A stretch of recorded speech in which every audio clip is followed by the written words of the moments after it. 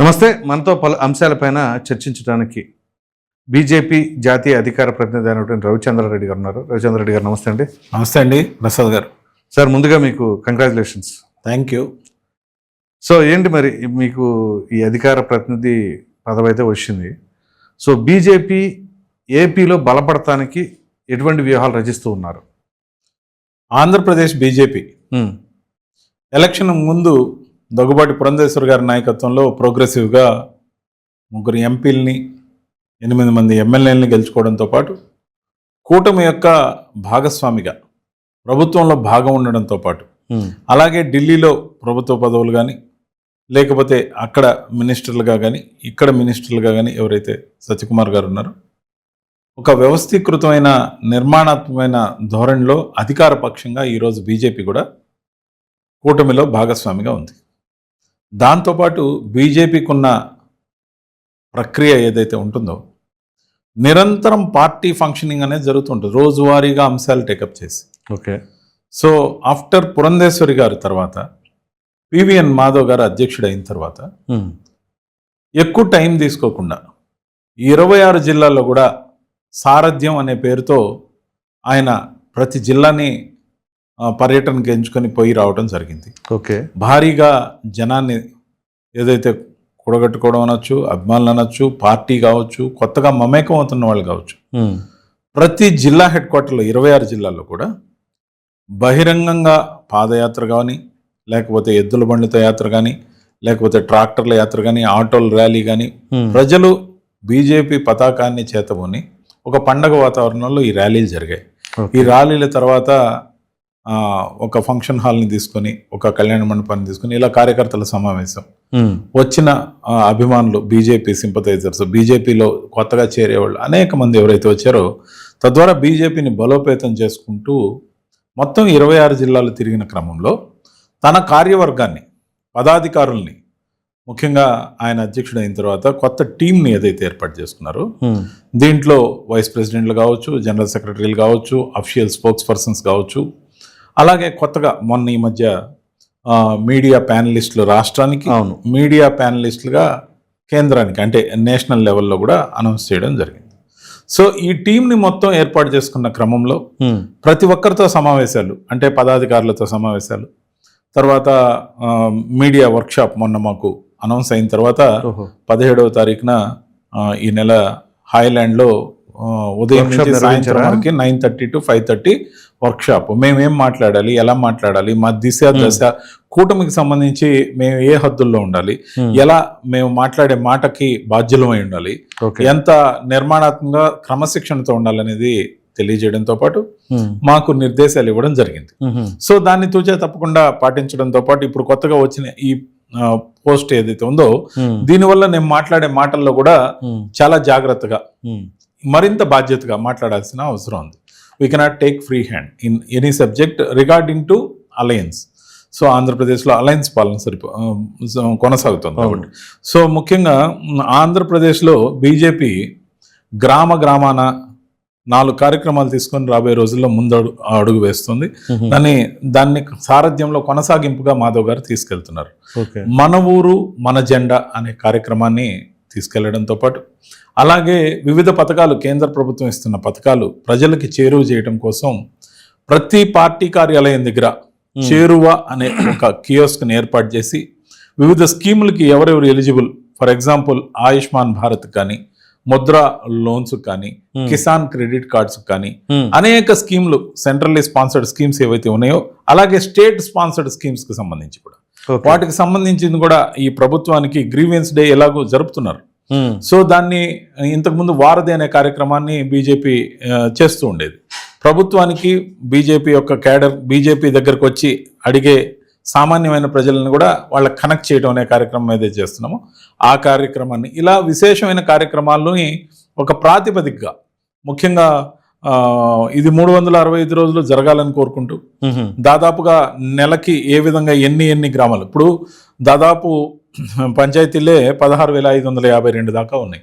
ప్రతి పంచాయతీలో మా జెండా దిమ్మె ఉండాలని, జెండాని పోల్ను కూడా బీజేపీ పార్టీ ఇస్తూ అక్కడ కార్యకర్తల సమాహారంతో ఒక దిన్నె నిర్మించుకొని మా జెండా ఎగరవేయాలని కార్యకర్తల సమూహాన్ని పెంచుకునే కార్యక్రమంలో బీజేపీ ఉంది. అలాగే వివిధ వర్గాలు, ముఖ్యంగా అత్యంత పేదలుగా సంచార జాతులు అందరినీ కూడా అందరూ విస్మరించిన కార్యక్రమం, దాన్ని స్ఫూర్తి అనే కార్యక్రమంతో మేము తీసుకెళ్ళి వాళ్ళందరినీ ఒక దగ్గర చేర్చి వాళ్ళకి బతుకు తెరువుకు వాళ్ళు ఏం చేయాలి, వాళ్ళు ఏం చేస్తున్నారు, వాళ్ళకి ఏ విధంగా సహాయపడగలం అనేది కానీ, దాంతోపాటు స్వదేశీ నినాదం, ఇప్పుడు నరేంద్ర మోడీ గారు తీసుకొచ్చిన ఈ స్వదేశీ నినాదాన్ని ప్రజల్లోకి చొప్పించడం అయితే వీలైనంత వరకు స్వదేశీ వస్తువుల కొనుగోలు వైపు కార్యకర్తలనే కాదు ప్రజల్ని సమాయత్తం చేయడం కానీ, మరి ముఖ్యంగా ఏదైతే ఇలాంటి కార్యక్రమాలతో పాటు కొత్తగా తీసుకున్న కార్యక్రమాలు, మరి ధన్వంతరి అనే మొన్న కార్యక్రమం, ఒక కార్యక్రమం, ఇలా ఎప్పటికప్పుడు ప్రతి వారానికి ఒక కార్యక్రమం. ఈ రోజు కూడా